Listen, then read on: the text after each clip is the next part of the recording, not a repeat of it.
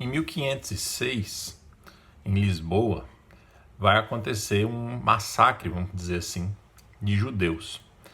E para entender essa questão, que acontece exatamente, precisamente nesse momento que a gente está analisando da história de Brasil e Portugal, que é uma coisa só, não sei se vocês se lembrarem, na quinta-feira passada, eu falei para vocês sobre um projeto do Afonso de Albuquerque para criar um império português no Índico, no Oceano Índico ali, enfim, toda aquela região ali do litoral oriental da África até as Índias. E isso vai se consolidar em 1507. E agora, em 1506, tem um ponto da história de Portugal importante que envolve essa questão judaica. Então vamos entender um pouco. Mas para entender a questão judaica, e é óbvio que o que eu vou fazer aqui é um resumo grosseiro, muito breve, só para vocês terem uma noção, eu vou fazer uma retrospectiva dessa história dos problemas, das perseguições aos judeus. Então veja, na antiguidade, os judeus sempre foram um calo, um problema nas mãos dos grandes impérios. Todos os impérios que conquistaram os judeus tiveram problemas com eles, porque eles eram um povo rebelde, insubordinado, um povo que obedecia só a Deus e, portanto, não se submetia facilmente às exigências do império que conquistava o povo judeu. E aí, dentre um monte de perseguições, as mais conhecidas são as dos romanos, que vão ser marcada, essa perseguição vai ser marcada por vários episódios, culminando do ano 70 depois de Cristo, que os romanos destruíram o templo de Jerusalém e houve a grande dispersão dos judeus pelo mundo. Tá. Muito bem, mas apesar disso, apesar dos judeus sofrerem, por causa da postura deles diante dos seus conquistadores, sofrerem várias perseguições, no início da era cristã, serão os judeus os algozes dos primeiros cristãos. Então, fala-se muito sobre as perseguições dos imperadores romanos aos cristãos no século I, II, III, até o século IV, mais até o século III. E, às vezes, se esquece muito de que no século I houve uma forte perseguição aos cristãos protagonizada pelos judeus. Basta lembrar da história de Saulo, o futuro apóstolo São Paulo. Saulo de Tarso foi um ferrenho perseguidor e assassino, de cristãos. Então, una-se a esse fato dos judeus perseguirem os cristãos no século I, no século II, de forma cruel. Una-se a isso o fato deles terem crucificado o Filho de Deus. E, juntando tudo isso com uma série de outros motivos, a gente pode entender de onde vem, pelo menos, quais são as origens dessa aversão e dessa discriminação contra o judeu no meio cristão durante ali o final da Antiguidade e a Idade Média, prolongando-se aí até os nossos dias, a gente pode dizer, Tá, mas de qualquer forma, o sofrimento que os judeus vão enfrentar durante toda a sua história não é praticado, não, a causa desse sofrimento não provém dos cristãos, tá? É verdade que vai haver participação dos cristãos. Mas se você pensar nas grandes perseguições sofridas pelos judeus, de verdadeiras perseguições e genocídios, não foi praticada por cristãos. Muito bem. Então, o que aconteceu? Voltando aqui para o nosso tema mais especificamente. Durante a Alta Idade Média, que é ali o período que vai do século V até o século X, XI, na Europa, não vai haver perseguições em larga escala aos judeus. A partir do século XI para frente, já começa a haver mais perseguições. Bem, que tipo de perseguições são essas? São mais questões discriminatórias, às vezes leis que proibiam, no caso de Portugal, por exemplo, leis que proibiam os judeus de casarem com cristãos, impostos específicos sendo cobrados dos judeus, enfim, algumas imposições que eram feitas aos judeus pelo fato de serem judeus e não serem cristãos. Ok, em 1492, no mesmo ano da descoberta da América, os reis da Espanha vão expulsar os judeus do reino espanhol. Então eles vão dar 4 meses para os judeus saírem da Espanha, sob pena de morte. Os que não saíssem seriam punidos com a pena de morte.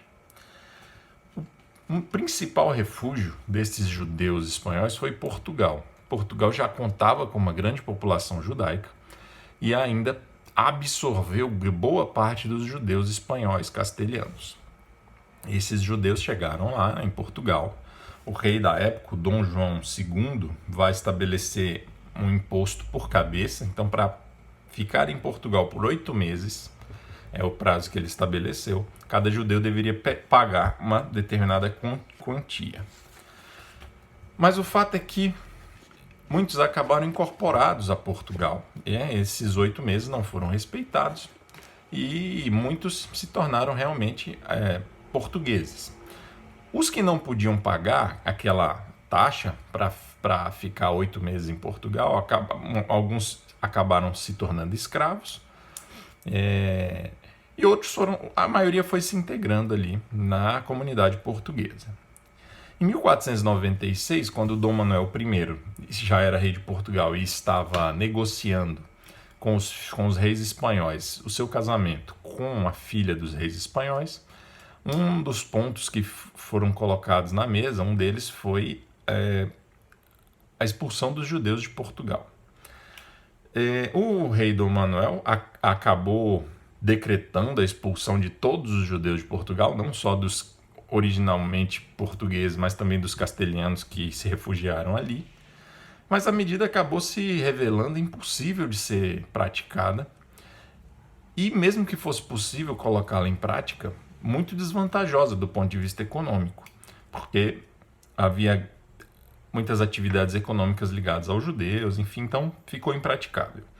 E o que o Dom Manuel I vai fazer é o seguinte: diante dessa impossibilidade, ele vai batizar as crianças, compulsoriamente batizar as crianças judias, vai obrigá-los todos a converterem-se ao cristianismo, e daí que vão surgir os cristãos novos, que são os cristãos, os judeus que se converteram ao cristianismo, diferentemente dos cristãos originais, que são os cristãos velhos.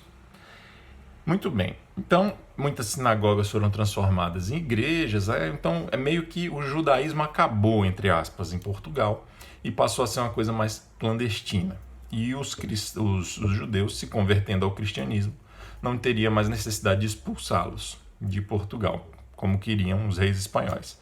E os judeus, passando por essa mudança e se tornando cristãos, garantiam pelo menos o fim de certas discriminações, já que agora eles eram cristãos. Bem, depois desse processo de conversão dos judeus, que na esmagadora maioria foi uma coisa apenas de aparência, acontece um período aí de uma década de relativa paz, com certa discriminação pontual, assim, mas nada significativo, até que em 1506, em Lisboa, teve um surto de peste bubônica, a famosa peste negra, Não, o surto maior já tinha passado, mas ocasionalmente ocorriam pequenos surtos. Então houve um surto desse em Lisboa e, por uma série de fatores, acabou que responsabilizaram, já existia essa tendência antiga, já de mais de um século, responsabilizaram os judeus por isso. Houve uma espécie de motim lá, uma manifestação, e aí começaram a atacar os judeus em Lisboa. E aí, nessa brincadeira, entre 1.000 e 4.000 judeus foram assassinados no que é conhecido como o Massacre dos Judeus em Lisboa de 1506. Ok?